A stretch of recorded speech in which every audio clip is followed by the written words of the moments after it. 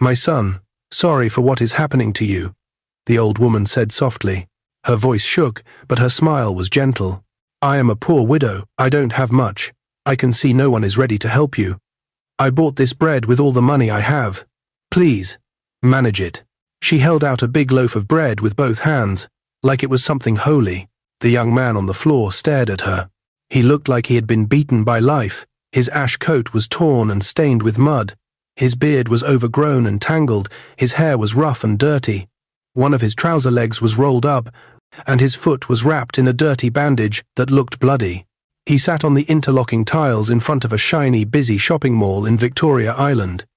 People in fine clothes walked past with shopping bags, perfumes, and phones. They looked at him, frowned, and then turned away. But this old woman did not turn away. Her name was Madam Deborah. Her wrapper was old and faded. Her white lace blouse had brown stains from dust and rain. Her slippers were almost broken. Her face was wrinkled, and her eyes looked tired but kind. She pushed the bread closer to him and smiled again. "Take it." "My son," she said, "eat. I don't have any child to give this to.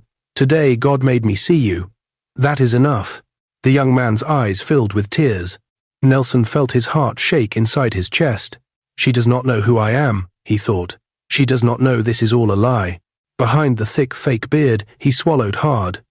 He had seen rich people walk past him that morning. Men in suits, women with designer bags, students with headphones. Nobody stopped. Some looked at him like he was dirt. Some laughed quietly. Some filmed him with their phones and walked away. Only this woman stopped. Only this woman gave all she had. His fingers trembled as he reached for the bread. "Ma, why are you giving me this?" he asked, his voice breaking. "Because you are hungry," she replied simply. "And because, if my husband or my son was lying on the floor like this, I would pray that someone would help him too." Nelson's hand froze. Husband, son. He looked at her face closely. There was a deep loneliness in her eyes, hiding behind the smile. He could not hold it anymore. Right there, in front of the shopping mall, something inside him broke open. "This is the one," he thought. "The person I have been looking for." He took in a deep breath. His decision became clear. Slowly, Nelson pushed himself up from the ground. Madam Deborah gasped. "My son, no, don't stand. Your leg," she cried, reaching out to steady him. But he stood up straight, strong, tall. The crowd around them began to stare. Some people who had ignored him now turned their necks. A few moved closer, confused. Nelson reached up and pulled off the dirty cap on his head. Then, with one firm movement, he grabbed the tangled hair that made him look mad and pulled. The wig came off in his hand. Underneath was a neat, low haircut. He then pulled at the thick beard. It peeled away from his face. It was fake. People in the crowd gasped loudly. "Ah, God. Wait, is he acting?" Madam Deborah's eyes went wide. "My son, what is happening?" she whispered. Nelson turned his head slightly, looking past the crowd, toward the main road. He could see a black SUV parked far away, engine running. A man sat inside, watching. Nelson took a deep breath and spoke in a calm, clear voice. "Benjamin," he said, raising his voice. "Bring the convoy." The man in the SUV straightened immediately. He grabbed his phone. A few seconds later, the sound of engines filled the street. More cars were coming. People started rushing to the front of the mall, trying to see what was happening. Some took out their phones to record. Security guards at the mall gate looked nervous and confused. Madam Deborah held the bread with shaky hands. Her heart beat fast. Who is this man? Before the engines and the shock and the gasps, before this strange young man stood up like a healed person, the story had started many days before. Nelson Adeyemi did not look poor when he was in his office. He was the kind of man people stared at when he walked into a room. Tall, dark-skinned, always in a clean suit. His watch alone could pay rent for some families for a whole year. His company, Adeyemi Holdings, had branches in Lagos, Abuja, and Port Harcourt. People called him the Silent Lion of Victoria Island. But Nelson did not like that name. He did not feel like a lion. He felt empty. He had money, cars, houses, and staff. Yet, most nights he sat alone in his big living room, eating food that did not taste like anything. His parents were dead. He was an only child. His relatives only visited when they wanted something, and everywhere he looked, people were pretending. "Sir, you are the most generous man I know," some staff would say, then complain behind his back. "Sir, anything you say is correct," some managers would smile, while planning how to steal from him. He had seen it too many times: fake love, fake loyalty. One night, Nelson sat by the window in his Victoria Island mansion, looking at the bright lights over the lagoon. His driver, Benjamin, stood nearby, waiting for instructions. "Ben," Nelson said quietly, "do you think anyone would still be kind to me if they didn't know I was rich?" Benjamin paused. He had been with Nelson for 10 years. He knew his boss's moods. "Some people would, sir," Benjamin said slowly, "but they are very few." "How do I find them?" Nelson asked. Benjamin thought for a moment, then gave a small smile. "You test them, sir." That was where the plan began. For 2 weeks, Nelson and Benjamin worked in secret. They got old clothes, fake beards, makeup, even a special bandage to make his leg look swollen and bloody. Nelson practiced walking like he was in pain, lying like he had no strength. "I will sit on the ground in front of them all," Nelson decided. "I will look sick, like I have a bad injury, like I am suffering. Let us see who will stop. Let us see who still has a good heart." Benjamin did not like seeing his boss on the floor. "Sir, it is risky. People may laugh. They may record you," he warned. Nelson nodded. "Let them. I want the truth more than my pride." So, on that bright morning in Victoria Island, before the shops were fully open, Benjamin helped Nelson sit on the tiles outside the mall. He placed a small, dirty nylon bag beside him. They rolled up his trouser leg and wrapped his foot in the fake bloody bandage. "Are you sure, sir?" Benjamin asked one last time. Nelson smiled faintly. "Drive back a little. Wait, watch. When I call you, come." And so the waiting began. People came and went. Some looked. Some laughed. Some shook their heads and said, "All these beggars." A rich man in a white kaftan almost stepped on his bandaged foot and shouted at him to move away from the entrance. 2 teenagers took selfies with him in the background and posted it online, giggling. No one asked his name. No one asked if he was okay. No one offered food. His back began to hurt. The tiles were hot from the sun. But he stayed. Then, after many long hours, he heard a slow, tired step. "Ha, see this boy," a soft voice said. He looked up. There she was, an old woman with dust on her feet and sweat on her forehead. She looked like life had beaten her over and over, but somehow her eyes were still gentle. She held a single loaf of bread in a nylon bag. She looked at him. Really looked. "My son, sorry for what is happening to you," she began, and she gave him the only thing she had. Now, as he stood on the tiles, without the fake beard and wig, the sound of engines grew louder. Black SUVs turned into the street, forming a line in front of the mall. Security men rushed to clear the way. People shouted and pointed. "Is it a governor? Is it a celebrity? Who is this man?" Madam Deborah clutched the bread to her chest. Her hands shook. Nelson turned to her, his eyes soft but serious. "Ma," he said quietly, taking a step closer to her. "There is something I have to tell you, and your life will never be the same after this." Before he could say another word, the first SUV door flew open. The first SUV door swung open with force, and a tall, dark-skinned man in a crisp black suit stepped out. His posture was straight, his eyes were sharp. His face held the calm confidence of someone who knew exactly who he served.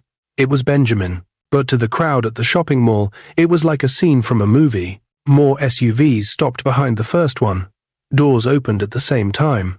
Security guards in matching outfits stepped out and formed a circle. People gasped, some screamed. Phones went up fast, live videos, pictures, shocked whispers. But Madam Deborah was frozen. The loaf of bread almost slipped from her hand. She stared at Nelson as if seeing him for the first time. And in a way, she was. Nelson walked toward her slowly, each step confident and firm, the complete opposite of the broken man she saw lying on the ground minutes earlier. "Sir," Benjamin said, bowing his head slightly. "The convoy is ready." The crowd erupted. "Convoy? That man is rich? Is he a billionaire? I swear I saw him begging on the ground." Nelson ignored the noise. His eyes stayed on the old widow who had given him her last money. "Ma," he said gently, "this morning you met a wounded man. But that wounded man was me, pretending." Her lips trembled. "Pretending? But you were crying. You looked hurt." He placed a hand over his chest. "I wasn't testing my body, Ma. I was testing hearts." Slowly, he lifted her hand, the hand holding the bread. "You gave me everything you had, even when you had almost nothing left. And I want you to know something." He raised his head, and his voice carried through the crowd. "I am Nelson Adeyemi." A wave of murmurs washed over the people surrounding them. "Wait, that Adeyemi? The owner of Adeyemi Holdings? You're lying." No wonder the convoy. But Nelson continued, as if he didn't hear any of them. "I own the companies on this street, the mall behind you, 3 banks, 2 tech firms, and the estate down the road." Madam Deborah's mouth fell open. Nelson smiled softly. "Yes, Ma. That same man who the world calls the Silent Lion. But today you saw me as a son, not a billionaire." Her breath quickened. "My son, why? Why would you sit on the dirty ground like someone who has nobody?" "Because I wanted to know," he said, "if any good hearts were left in this world, people who help without expecting anything back, people who don't care about wealth, fame, or position." He lifted the bread again. "This bread is worth more to me than gold." Her eyes filled with tears. Before she could speak, Nelson gently took her hand and guided her toward the closest SUV. "Benjamin," he said, "please open the door for my mother." Benjamin blinked. He had heard many strange instructions from Nelson, but never this one. "Your mother?" Nelson nodded proudly. "Yes, from today she is my mother." The crowd gasped again. Some people cheered. Some covered their mouths. A few rich women looked embarrassed, remembering how they had walked past him earlier. But nothing could match the shock on Madam Deborah's face. "Sir, you cannot mean that," she whispered, shaking her head. "I am just a poor widow. I own nothing. I sleep in the church sometimes. I have no children. I cannot be mother to a man like you." Nelson stepped closer. He held her shoulders gently. His voice dropped to a soft whisper. "You already are. The moment you gave me the last money you had, you became more of a parent to me than anyone else in my life." She burst into quiet tears, covering her mouth. Benjamin looked away, his eyes wet too. Nelson nodded at his driver. "Let's go." Security moved the crowd aside. Benjamin opened the SUV door with respect. "Ma," he said kindly, "please enter." Hands trembling, legs shaking, Madam Deborah stepped into the biggest, cleanest car she had ever seen in her entire life. The seats were soft like clouds. The air smelled like vanilla and something sweet. She touched the door gently, almost scared it would disappear. When Nelson entered and sat beside her, she stared at him, unable to speak. "Relax, Ma," he said warmly. "You're safe." The convoy began to move. Cars in front, cars behind. Security on bikes leading the way. People on the road stopped to watch. Madam Deborah held the bread close to her chest, her heart beating fast. Where are you taking me?" she asked softly. Nelson smiled. "To your new home." "My what?" He pointed out the window as they passed the tall gates of Victoria Island and headed toward the ocean view side. "To my mansion," he said, "where you will live like the queen you are." Her mouth opened again, but no sound came out. "Ma," he continued, "you gave all you had to a stranger. Now, let me give you the life you deserved but never had." Tears rolled down her cheeks. She shook her head slowly. "I don't deserve this." "Yes," Nelson replied, "you do. You deserve more than this world has given you." As the convoy reached the huge golden gate of his mansion, guards rushed to open it. The house was massive white walls, glass windows, fountains, palm trees, everything shining under the sun. It looked like a palace. She gasped and grabbed his arm. "My son, you live here?" "Yes," he smiled. "And so will you." She began crying again, this time harder. But before she could take another breath, the gate suddenly shook. 2 guards ran inside, shouting, "Sir, trouble, someone is at the back fence." Nelson's face changed instantly. He stood up. "What is it?" "A stranger, sir, someone watching the mansion, hiding near the fence. We think he has been following the convoy." Nelson's heart dropped. "Danger? Already?" He looked at Madam Deborah. "Ma, stay inside, do not move." Her hands tightened around the bread. "Nelson, please be careful."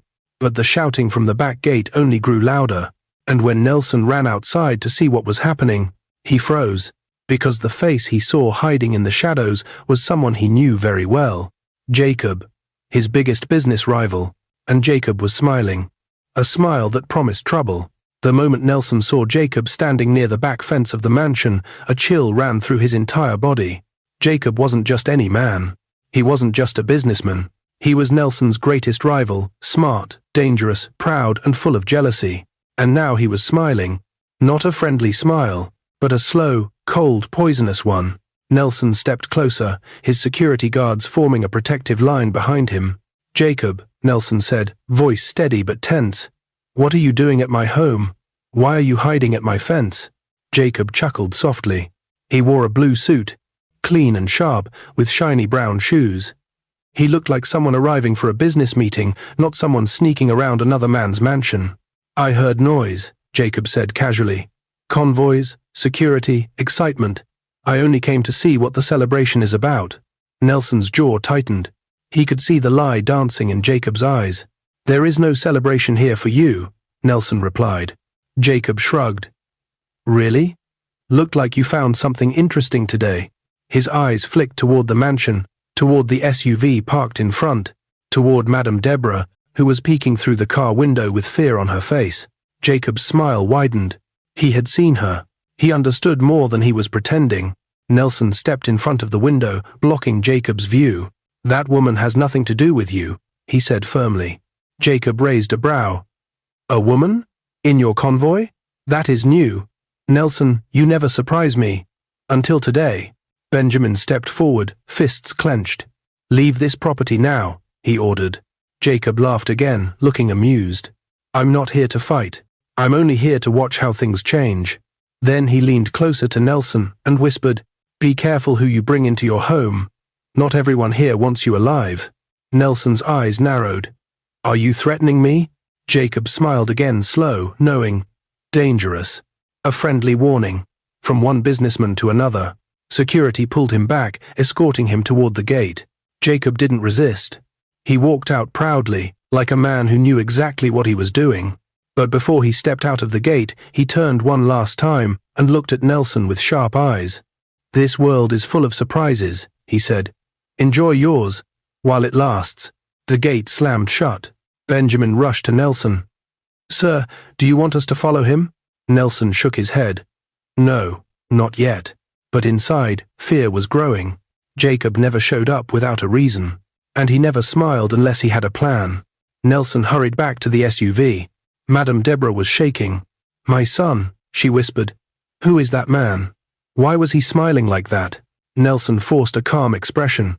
"Don't worry, Ma. You are safe here. I promise." But even as he said the words, a quiet voice inside him whispered the truth. Something bad was coming. Over the next few days, Nelson tried his best to give Madam Deborah the peaceful life she deserved. He gave her a beautiful room, soft bed, white curtains, a warm lamp, and a view of the ocean. He bought her new clothes, shoes, and head wraps. He hired a personal caregiver to help her settle in. He even told all his workers to call her Mama. At first, she refused everything. "No, my son, I can't sleep in this soft bed," she said. "I am used to the floor." Nelson smiled. "Mama, please rest. Your body has suffered enough." She held his hand. "You are too kind to me. And you are too kind to the world," he replied. Slowly, she adjusted. She walked around the mansion with ease. She laughed more. She even helped Benjamin and the cook with chores, even though they begged her not to. For the first time in years, the mansion felt warm again, like a home, not a cold palace. But danger was quietly moving in the shadows. Jacob had always wanted what Nelson had. His company, his wealth, his respect. And now, he wanted revenge. Because Nelson had embarrassed him by chasing him from the mansion. And, because the old widow in the SUV bothered him. What is so special about her? He muttered to himself as he sat in his office.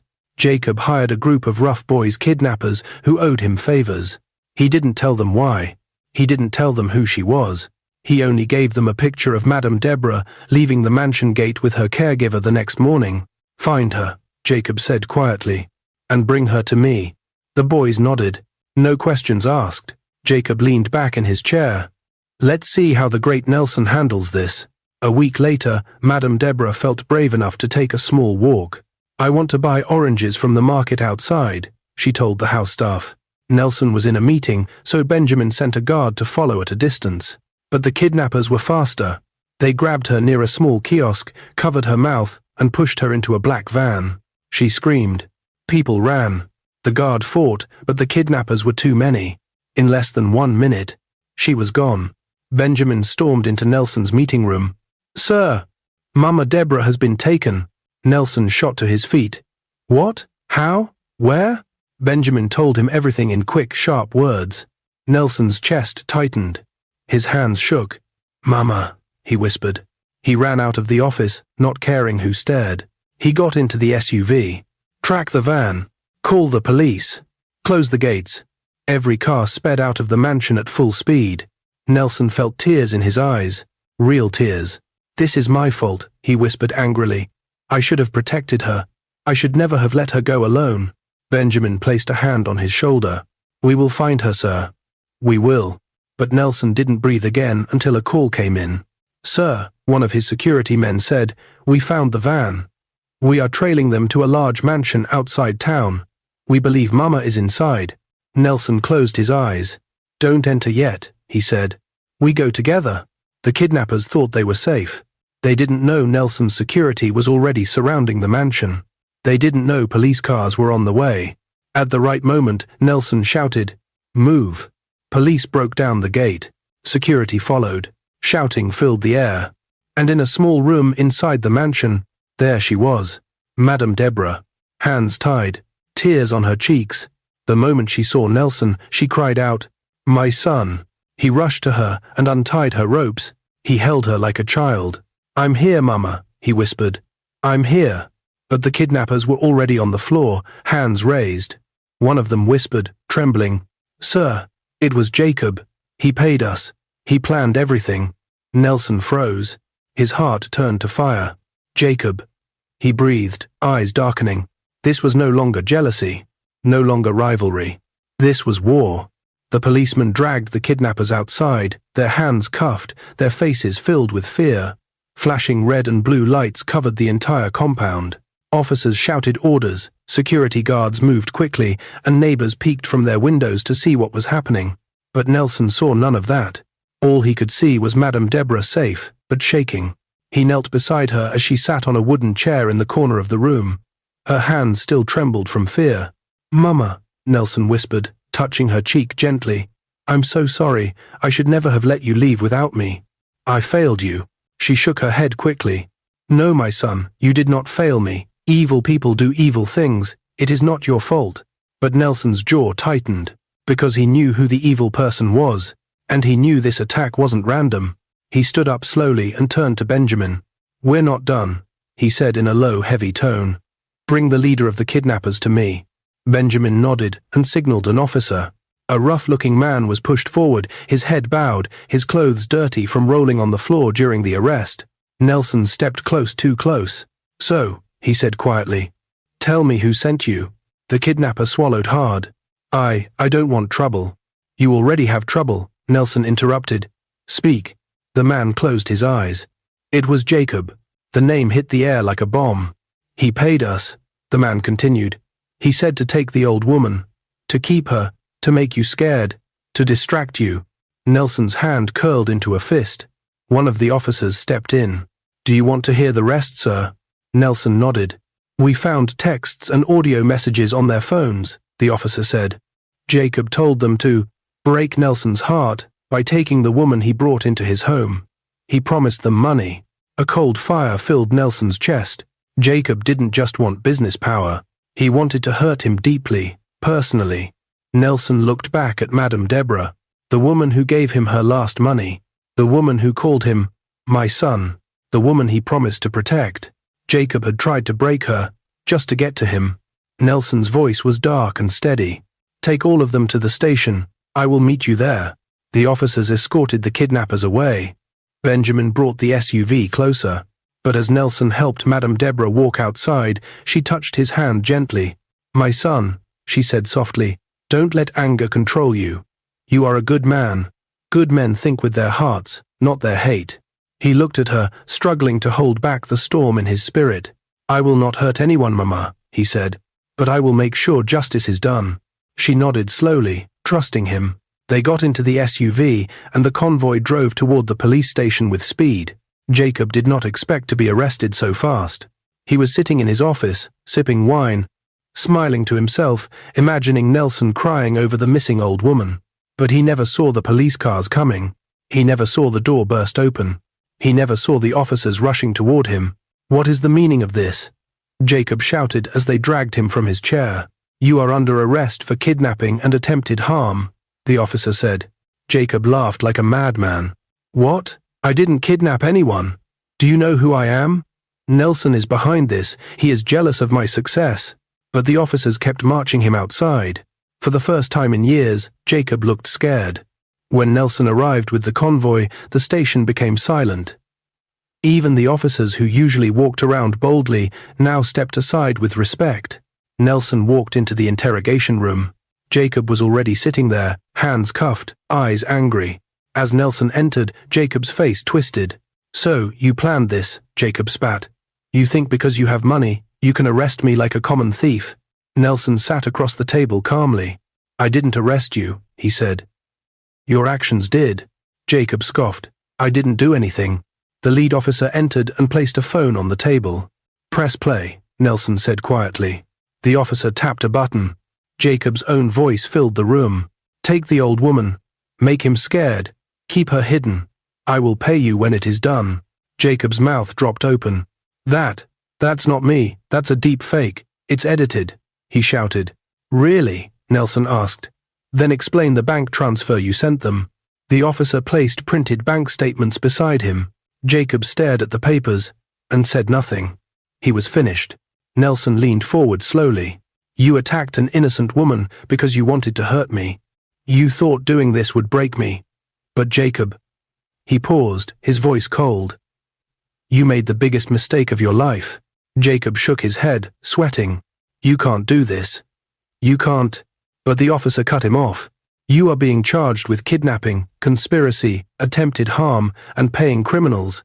You will face the court." Jacob's eyes widened with fear as the officers dragged him out. But just before he was taken away, he turned and shouted, "This is not over, Nelson. You think you've won. I will come back.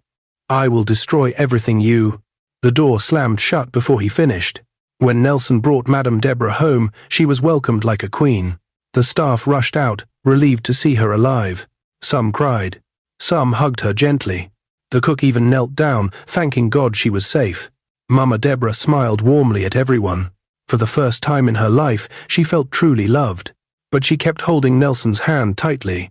That night, Nelson sat beside her in the living room.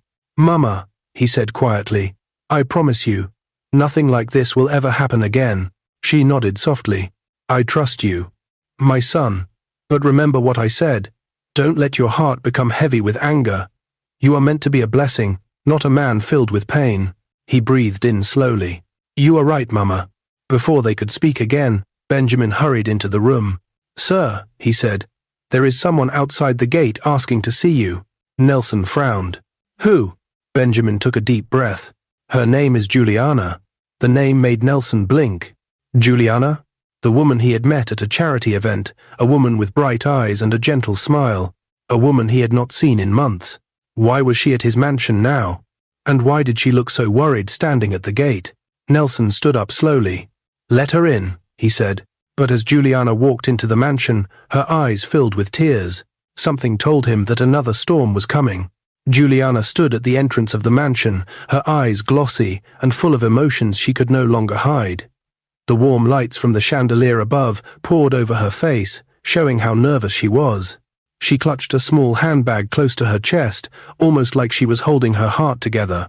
Nelson walked toward her slowly, his expression mixed with surprise and concern. "Juliana, what are you doing here at this hour?" he asked softly. She took a shaky breath. "I heard what happened," she whispered. "The kidnapping. The danger." Her voice cracked. I was afraid. I had to see you. Madam Deborah, sitting on the living room couch, watched the two of them with gentle eyes. She didn't know Juliana, but she could feel something strong passing between them. Nelson gestured for Juliana to come closer. She stepped inside the living room, her shoes clicking softly on the polished floor. I'm fine now, Nelson said. Mama is safe too. Everything is under control. Juliana nodded, but wiped a tear quickly. I should have called you earlier, she said. I should have checked on you long ago. I didn't know how much danger you were in. I don't want to lose someone like you. Nelson stared at her, surprised. Her honesty hit him deeply. Before he could speak, Madam Deborah stood up slowly and walked toward Juliana. My daughter, she said warmly. Thank you for caring about my son. Juliana's eyes widened. Your son. Nelson smiled gently. Mama Deborah is not my mother by blood. She found me on a day when I was pretending to be someone else. She gave me everything she had, even though she was poor and had nothing left. Since that day, she has become my mother. Juliana gasped. She looked at the old widow with awe. Ma'am, that is the kindest thing I have ever heard, she said with sincerity. Madam Deborah smiled proudly and placed a wrinkled hand on Juliana's arm. You have a good heart, she said. I see it in your eyes. Sit down, my dear. They all sat in the living room, the billionaire, the poor widow turned queen of the house, and the woman who cared enough to run to his home in fear of losing him. For the first time in a long time, Nelson felt something warm inside his chest. Peace. The next morning, Jacob and the kidnappers were charged in court. The evidence was undeniable. Voice recordings, bank transfers, security footage, and witness statements. Jacob's lawyers tried to twist the story, but the truth was too strong. After days of trial, the judge finally declared, Jacob Adams and his accomplices are hereby sentenced to 20 years imprisonment. Gasps filled the courtroom. Jacob's face turned pale. He looked at Nelson with hatred, but Nelson didn't look back. Instead, he held Madam Deborah's hand. Justice had been served. As weeks passed, peace returned to Nelson's mansion. Mama Deborah healed from the fear of the kidnapping. The staff loved her. She cooked sometimes, prayed loudly in the mornings, and brought joy into every room she walked into. Nelson often found himself smiling at things he never noticed before. Birds on the balcony, flowers opening at sunrise, the sound of Mama humming old songs in the kitchen. Juliana visited often too. At first, she came to check on Mama Deborah. Then she came to check on Nelson. And soon, she came because she wanted to be there, because she had found a home in their presence. Their friendship grew stronger. Then friendship became affection, and affection slowly grew into something deeper. One evening, as the sun set over Victoria Island and the ocean breeze filled the balcony, Juliana finally spoke the words Nelson had been waiting to hear. I love you, she whispered. And Nelson, smiling softly, replied, I love you too. Months later, the hall was filled with golden light, fresh flowers, and joyful music. People from all over Lagos gathered in a grand church decorated with white ribbons and shining candles. It was Nelson's wedding day.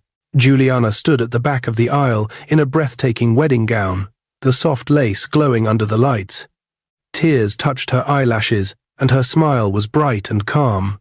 But the entire hall fell silent when the doors opened, because instead of a father or a relative walking Juliana down the aisle, there stood Madam Deborah, dressed in a beautiful blue lace wrapper with a matching head tie and jewelry Nelson had bought for her. She looked like a queen. The widow who once had nothing now walked with grace, holding Juliana's arm proudly.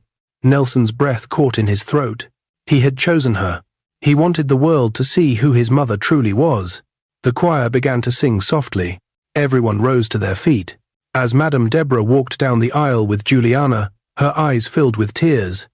She had never imagined a day like this, a day where she was honored, a day where she was celebrated, a day where she was not a poor widow begging life for mercy, but a mother guiding her son into his future. Nelson stood at the altar, his eyes shining. Juliana reached him, and Madam Deborah placed their hands together carefully.